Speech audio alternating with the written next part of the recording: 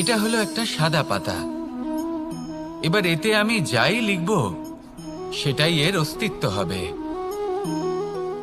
এতে আমি প্রেমের কিছু কথা লিখে একে প্রেমপত্র বানিয়ে তুলতে পারি। মাতা পিতার জন্য একটা শুভ সংবাদ লিখতে পারি। শত্রুর বিষয়ে সতর্ক করব বলে সেনাকে একটা সংবাদ লিখতে পারি। দ্বারকাবাসীর জন্য কোনো সংবাদ পাঠাতে পারি। যাই লিখব এই পত্র সেটাই হয়ে উঠবে। সেই রকমই হলো আমাদের জীবন। আমরা যেমন কর্ম আমরা করব, আমাদের অস্তিত্ব এবং ব্যক্তিত্ব ঠিক তেমনই হয়ে উঠবে।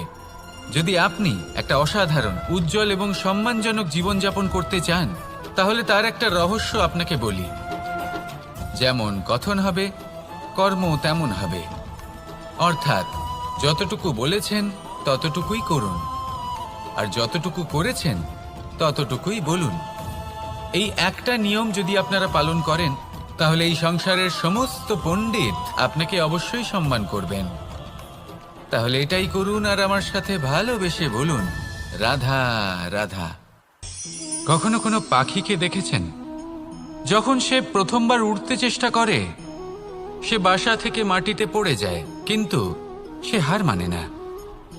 চেষ্টা করতে থাকে, করতেই থাকে, ডানা ঝাপটাতে থাকে, আর তারপর সে উড়তে শেখে। গোল শালগ্রাম শিলাকে দেখুন, পর্বত থেকে খসে পড়ে, ধাক্কা খায়, জলের প্রবাহ দ্বারা ঘর্ষিত হয়, তারপরে তা শালগ্রামে পরিণত হয়। ভেবে দেখুন, যদি কোনো পাখি প্রথমবার উড়তে গিয়ে এটা ভাবে যে না না, যদি আমি পড়ে যাই তবে, আমার যদি আঘাত লাগে তবে, আর যদি ভয়ের কারণে সে শুরুই না করতে পারে, চেষ্টাই না করে, তাহলে কি সে উড়তে শিখবে? কখনোই নয়। এটাই আমাদের শিখতে হবে, প্রারম্ভ করতে হবে। তা অত্যন্ত গুরুত্বপূর্ণ। যখন আমরা কিছু শুরু করি তখন ভয় করে, কিন্তু যদি এটা না করেন, জীবনে কখনো সামনে এগোতেই পারবেন না। হতেই পারে প্রারম্ভ করার পরে আপনি পড়ে যাবেন, বারবার নিচে পড়ে যাবেন, কিন্তু যদি নিরন্তর চেষ্টা করতে থাকেন, তাহলে একদিন না একদিন আপনি অবশ্যই সফল হবেন। এই শুরু করাটাই সব থেকে বেশি কঠিন। এর দ্বারা ভয়ভীত হবেন না। আসুন আর আমার সাথে ভালোবেসে বলুন, রাধা রাধা। যদি আমি আমার চোখ বেঁধে কোনো একটা নির্দিষ্ট দিকে নিজের সমস্ত শক্তি প্রয়োগ করে ছুটে যাই, তাহলে কি হবে? আমি কোথাও ধাক্কা খেতে পারি, নিজের ক্ষতি করতে পারি, কোথাও পড়ে যেতে পারি, তাই না? অর্থাৎ এটা নিশ্চিত এই কাজ আমার করা উচিত নয়।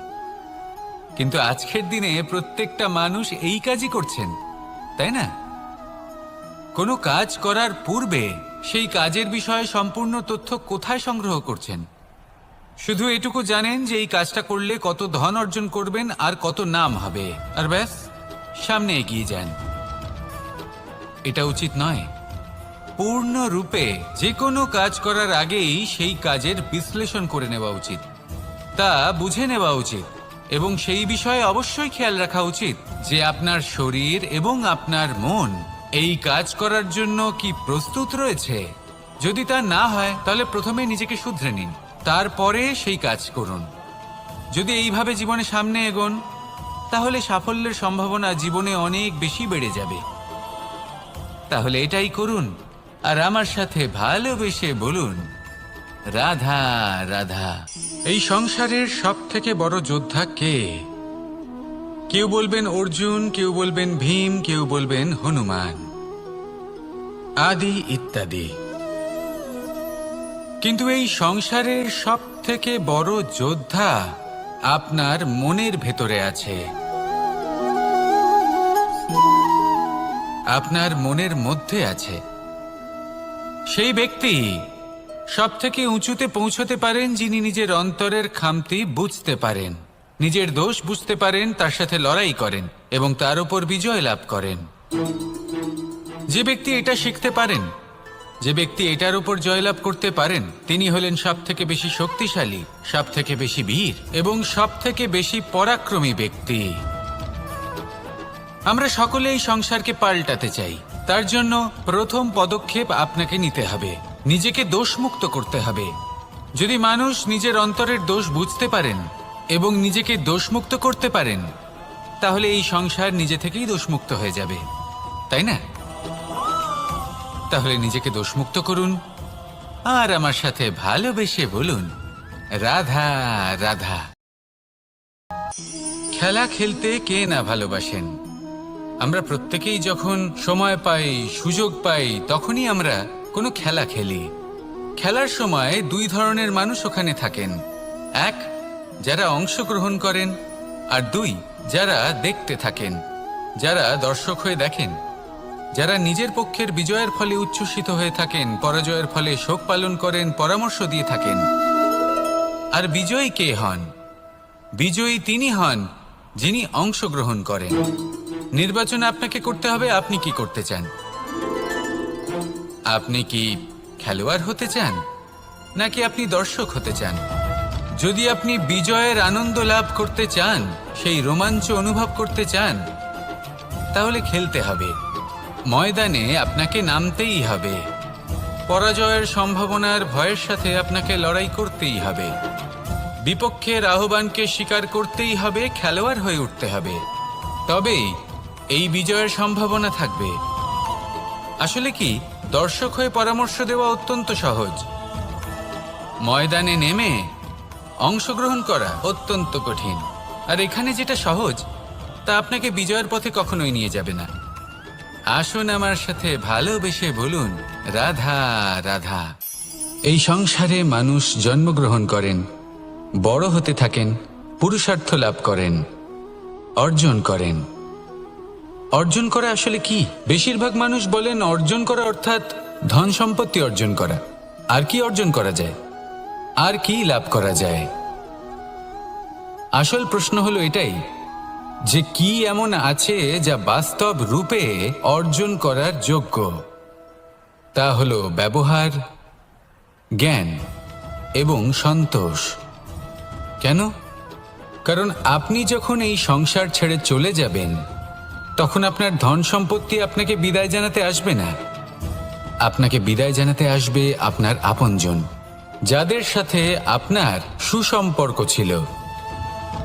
সমগ্র সংসারে সহস্র মানুষ ধন অর্জন করে থাকেন। শ্রেষ্ঠ মানুষ হলেন তিনি যিনি ব্যবহার, জ্ঞান এবং সন্তোষ অর্জন করে থাকেন, একে সকলের মধ্যে বিতরণ করেন।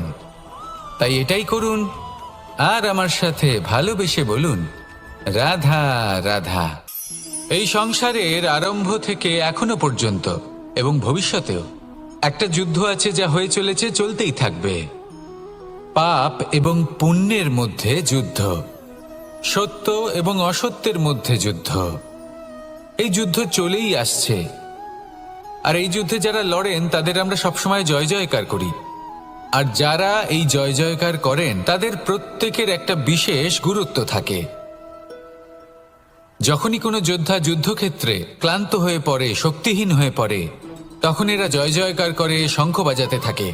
সেই যোদ্ধাকে অনুপ্রেরিত করে, শক্তি এবং সাহসে ভরিয়ে তোলে। আর তখন সেই যোদ্ধা সেই যুদ্ধকে এগিয়ে নিয়ে যেতে পারে। যখন শ্রীরাম লঙ্কা যাত্রা করার জন্য সেতু তৈরি করছিলেন, তখন একটা ছোট্ট মিষ্টি কাঠবিড়ালি নিজের মুখে মাটির টুকরো বয়ে নিয়ে গিয়ে তার সাধ্যমতো তাকে সাহায্য করছিল। শ্রীরাম দেখলেন এবং বললেন যে ও তো সবার মনোবল বৃদ্ধি করছে, সবাইকে প্রেরিত করছে। ও বলল যে আমি এত ছোট হয়েও যদি এই কাজ করতে পারি, তাহলে আপনারা সবাই কেন পারবেন না? এটাই হলো সেই সকলের মাহাত্ম্য, যারা জয় জয়কার করেন, অনুপ্রেরিত করেন, সাহস যোগান। ওনারা সেই ব্যক্তি যারা একজন যোদ্ধার মধ্যে যুদ্ধকে জয় করার শক্তি প্রদান করেন। আসুন আমার সাথে ভালোবেসে বলুন, রাধা রাধা। সংসারে আমাদের জীবনে যখন কোনো সুখ বা দুঃখ আসে, তার জন্য আমরা কাউকে না কাউকে অবশ্যই দায়ী করে থাকি, তাই না? এই ব্যক্তি আমাদের সাথে এরকম কাজ করেছেন, তাই আমার সাথে এমন হলো। ওই ব্যক্তি যদি এমনটা না করতেন, তাহলে আজ আমি ওই স্থানে পৌঁছতে পারতাম। সবই আপনার দৃষ্টিভঙ্গির ওপর নির্ভরশীল। আর যদি আপনার দৃষ্টিভঙ্গি এমন হয়, তাহলে তা অনুচিত। সত্যি কথা বলতে, এই সংসারে ভিন্ন ভিন্ন ধরনের মানুষ আছে। এটা আপনার ওপর নির্ভর করছে কিভাবে তাদের স্বাগত জানাবেন। একবার ভাবুন, আমি আমার দুটো হাত সামনে নিয়ে এলাম, দুটো মুঠো খুলে দিলাম। দুই প্রকারের মানুষ আসবেন, কিছু না কিছু দিয়ে যাবেন। এই মুঠো যদি আমি বন্ধ করে দিই, তাহলে না কেউ আমাকে কিছু দিতে পারবে, না আমার কিছু যাবে আসবে। নিশ্চয়ই বুঝতে পারছেন এই দুই ধরনের ব্যক্তি কারা এবং তারা কি দিয়ে যান। আমি যদি নিজের মুঠো খুলে দিই, তাহলে কিছু ভালো মানুষ আসবেন, আমাকে আনন্দ, সন্তুষ্টি, জ্ঞান প্রদান করে যাবেন, ভালো অভিজ্ঞতা দিয়ে যাবেন। কোনো খারাপ ব্যক্তি যদি আসেন, তাহলে তিনিও খারাপ অভিজ্ঞতা দেবেন, যার থেকে আমি শিক্ষা লাভ করব। এই সব কিছু আমি লাভ করতে পারি। মুঠো যদি বন্ধ করে রাখি, তাহলে আমি কিছুই পাবো না। দেখুন, এই সংসারে প্রত্যেকের জীবনে এইরকম। প্রত্যেকের জীবনে সবকিছুই আছে, ভালো খারাপ দুই মানুষই আছে, ভালো অভিজ্ঞতা আছে, খারাপ অভিজ্ঞতা আছে। নির্ভর করছে আপনার উপর যে আপনি কি করবেন, এনাদের স্বাগত কিভাবে জানাবেন, কার থেকে কি বুঝবেন, কি শিখতে পারবেন, আর কোন দৃষ্টিভঙ্গি নিয়ে অগ্রসর হবেন। এটাই নির্ধারণ করবে যে আপনার জীবন কেমন হবে। আসুন আমার সাথে ভালোবেসে বলুন, রাধা রাধা। এই সংসারে ভিন্ন ভিন্ন ধরনের গাছ আছে, অসংখ্য ধরনের প্রজাতি আছে। কিছু গাছ পাতা দিয়ে থাকে, কিছু ফুল, কিছু ফল। কেউ ছায়া প্রদান করে, কেউ শীতলতা প্রদান করে, কেউ নিজেকে খুব কষ্ট দিয়ে এই সংসারের বিকাশে সহায়ক হয়ে ওঠে। কিন্তু এই সবার মধ্যে একটা বিষয় কিন্তু সমান। এরা প্রত্যেকেই পাতা ছাড়া, ফুল ছাড়া, ফল ছাড়া জীবিত থাকতেই পারে, কিন্তু কোনো বৃক্ষই শিকড় ছাড়া বেঁচে থাকতেই পারে না। এটাই হলো রাধার। ঠিক সেইভাবেই আমাদের জীবনে শক্তি হোক, ধন হোক বা সাফল্য হোক, আমাদের বা আমাদের পরিবারের প্রসন্নতাই হোক, এই সব কিছুর আধার হলো, সবকিছুর মূল হলো পরিশ্রম। তাই জীবনে চিরকাল পরিশ্রম করতে থাকুন। যদি আপনি জীবনে মহান হবার পথে অগ্রসর হতে চান, তাহলে পরিশ্রম করুন। এই পরিশ্রম দ্বারাই নিজের পরিবারকে প্রসন্ন করুন, নিজের বন্ধুদের প্রসন্ন করুন, এই সমাজকে গর্বিত করুন। আসুন আমার সাথে ভালোবেসে বলুন, রাধা রাধা। কখনো কোনো বাগানের কোনো বৃক্ষকে দেখেছেন যেখানে সুগন্ধি ফুল থাকে, রসালো ফল থাকে? তখন মন প্রফুল্ল হয়ে ওঠে, মন থেকে সেই বৃক্ষের প্রতি ভালোবাসা জন্মায়।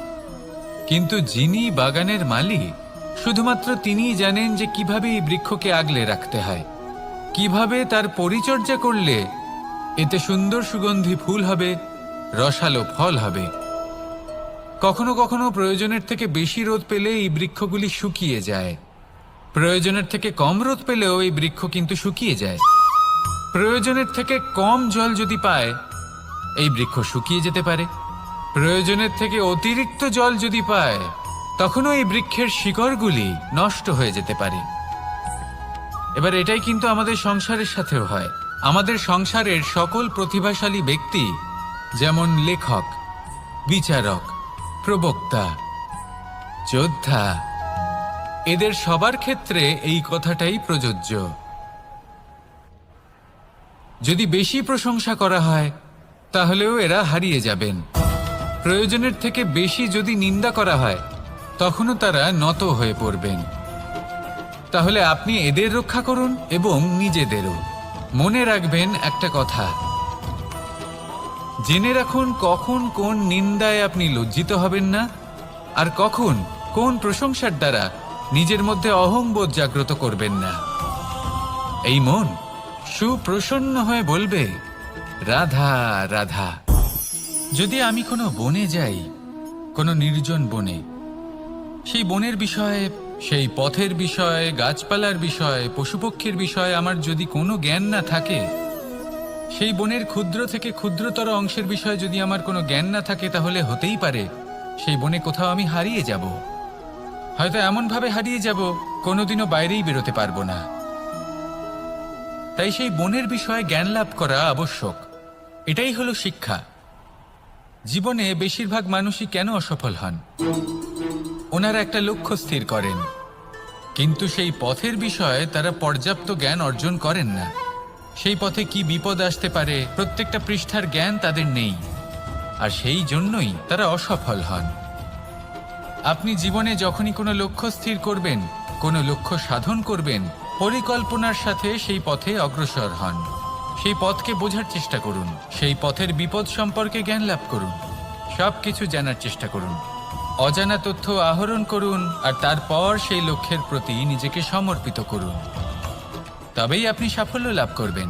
আর এই মন প্রসন্ন হয়ে বলবে, রাধা রাধা। আপনি নিশ্চয়ই কখনো অনুভব করেছেন, যদি কোনো নির্মল ব্যক্তির কাছে গিয়ে বসেন তাহলে মনে নির্মল অনুভূতি হয়, এই মন শান্ত হয়ে যায়। সেইখানেই কোনো দুশ্চরিত্র মানুষের কাছে গিয়ে বসলে এই মন বিচলিত হয়ে যায়। কারণটা কি?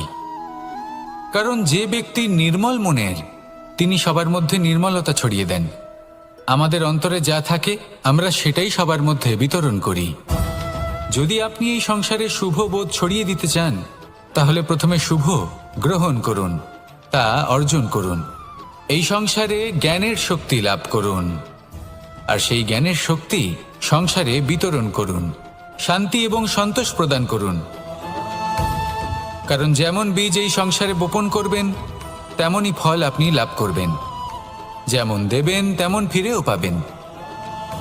এই সংসারে জ্ঞান প্রদান করুন, শান্তি প্রদান করুন, সন্তুষ্টি প্রদান করুন। এই সংসারে ভালোবাসা বিতরণ করুন, আর এই প্রেম ভাব নিয়েই বলুন, রাধা রাধা। এই সংসারে দুই ধরনের মানুষ দেখা যায়, এক সরল, দুই জটিল। এবার এই যে সরল ব্যক্তি থাকে, তাদের এই সমাজ দুর্বল মনে করে। এমনিতে দেখতে গেলে জলও সরল, বায়ুও সরল। ওনারা যেদিকে চাইবেন প্রবাহিত হতে পারেন, এনাদের যে আকার দেবেন সেটাই ধারণ করবেন। কিন্তু এরা বাস্তব রূপ ধারণ করলে তখন কি হয়? এই জল এমন এক ধারায় পরিণত হয় যে অনেক বড় বড় পাথরকে খণ্ডিত করে দিতে পারে। এই বায়ু এমন এক চক্রবাতে পরিণত হয় যা সংসারে বিনাশ ডেকে আনে। তাই যে ব্যক্তি সরল, তার সরলতাকে সম্মান করুন, তাকে সম্মান করুন, তাকে ভালোবাসা দিন। আর আমার সাথে ভালোবেসে বলুন, রাধা রাধা। খেলা খেলতে কে না ভালোবাসেন? আমরা প্রত্যেকেই যখন সময় পাই, সুযোগ পাই, তখনই আমরা কোনো খেলা খেলি।